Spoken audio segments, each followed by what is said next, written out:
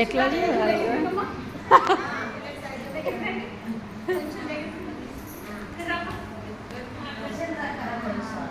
ఈరోజు మనం ఒక కథ చెప్పుకుందామా? పిల్లలు చెప్పుకుందామా కథ మనము?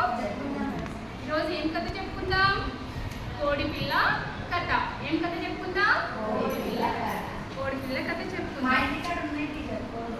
ఉన్నాయి కానీ మళ్ళీ మనం చెప్పుకుంటాము, ఎందుకంటే వాళ్ళ ఇంటి దగ్గర పూలు లేవంట కదా, అందుకని స్టోరీ చెప్పుకుందాం.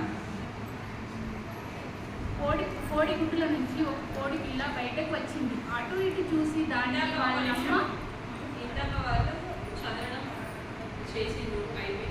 ఇప్పుడు మీరు డ్రామాటిక్ ప్లే నాటకీకరణ చేయాలి. అంటే ఏం చెప్పకుండా డైరెక్ట్ నాటకీకరణ చేస్తామంటావా? కూర్చోవాలమ్మా.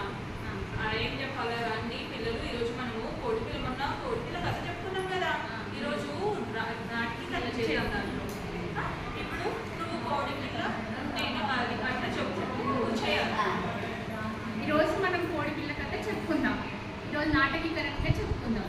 అందులో నీవు ఏం పాత్ర చేస్తావు? చెప్పాలి.